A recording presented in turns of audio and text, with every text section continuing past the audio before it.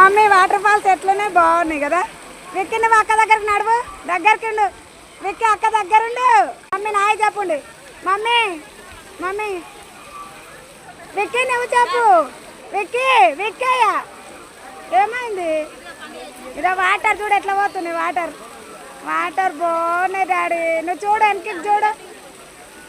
wow గరుడ వాహనం